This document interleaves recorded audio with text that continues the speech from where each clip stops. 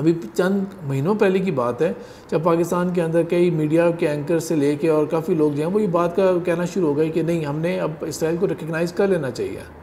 क्या एडवांटेज है?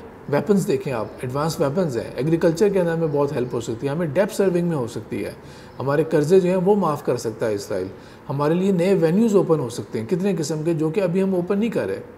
और ये भी मैंने कहा था कि कोरोना के इशू है, अदरवाइज़ इसराइल ने ब्लेसिंग्स दिखानी है यूएई के ऊपर और उन कंट्रीज़ के ऊपर जिन कंट्रीज़ ने इसको रिकग्नाइज़ किया। ये तब मैंने बात क्लियरली कही थी कि इसराइल ने एक सक्सेस स्टोरी करके दिखाना है ताकि बाकी ममालिक उसको एक्सेप्ट करें। अफ्रीका के अंदर आप देखें, मोरक्को ने एक्सेप्ट कर लिया, सूडान को उस तरफ ले आए। और कुछ महीने पहले एक खबर दी गई थी कि एक साउथ एशिया का कंट्री है वो एक्सेप्ट करने वाला है, लेकिन इट इज़ नॉट पाकिस्तान, ये खबर का हिस्सा था। तो गेस्ट वर्क था वो बांग्लादेश के ऊपर गया था। और बांग्लादेश की अगर आप ख़बर अभी देखें तो बांग्लादेश ने अपने पासपोर्ट से पहला स्टेप ये है कि वो जो स्टेटमेंट लिखी होती है ना कि this passport is valid for all the countries of the world accept Israel, उसको रिमूव करने का फ़ैसला किया था पहला, जिसने एक कन्फ्यूजन पैदा की कि ऐसा क्यों हम फैसला कर रहे हैं। क्योंकि ज़ाहिर बात है कि पासपोर्ट जो है वो तो आगे इशू जो होंगे वो लॉन्ग टर्म इशू हो रहे होंगे। तो बांग्लादेश ने इस तरह का स्टेप ये लिया, लेकिन अभी जो हालात हुए हैं उसकी वजह से बांग्लादेश को भी कंडेम करना पड़ गया, इसराइल को, फ़लस्तीन को कंडेम करना पड़ गया। और वो जो हालात थे जो एक दफ़ा कुछ अर्सा पहले टीवी के प्रोग्राम के ऊपर बता रहे थे न्यूज़ एंकर्स, और वो डिस्कस कर रहे थे कि इमरान ख़ान को भी जब मीडिया की गैदरिंग हो रही हुई थी तो उसके अंदर मल्टीपल न्यूज़ एंकर्स और जो जर्नलिस्ट हैं, सीनियर जर्नलिस्ट, वो ये कह रहे थे कि आप इसराइल को एक्सेप्ट कर लें, इसराइल को एक्सेप्ट कर लें। और वहाँ पे उसने अपनी एक कहते हैं ना हिम्मत दिखाते हुए ये कह दिया कि मेरा स्टैंस वही रहेगा जो मोहम्मद अली जिन्ना का स्टैंस था, जो कायद आज़म का स्टैंस था, उससे मैंने पीछे नहीं हटा। प्रिंसिपल स्टैंस था वाला।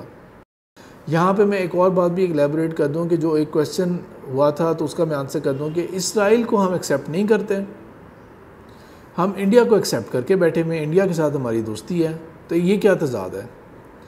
कायद आज़म, अल्लामा इकबाल, हमारे फाउंडर्स और जिन्होंने पाकिस्तान बनते देखा, हमारे अकाबिर जितने भी हैं, किसी ने इंडिया को डिनाई नहीं किया था कभी भी। इंडिया को है ही नहीं, मुल्क ही नहीं है, ये गासिब और काबिज़ हैं ये लोग।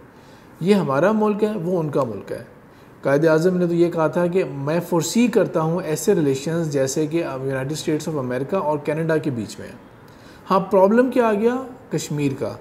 हमारा जो सारा केस है वो कश्मीर के ऊपर है कि इंडिया का हक नहीं बनता, वो उन लोगों के ऊपर जुल्म कर रहा है, एथनिक क्लिनजिंग कर रहा है, वो पॉपुलेशन जो है ना उसकी जो एक रेशो है उसको ख़राब कर रहा है, वो उनको उनका हक नहीं दे रहा।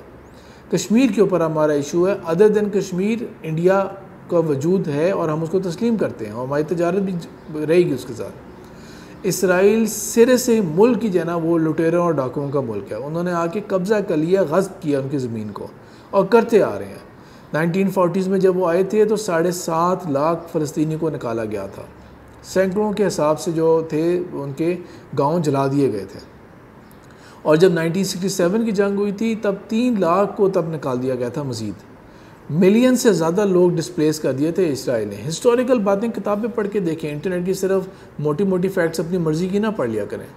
तो हमने इसको रीडायरेक्ट करना है सक्सेस स्टोरी को कश्मीर की तरफ। और यही वजह है कि इंडिया ने क्यों कर्व किया हुआ था कश्मीर पे।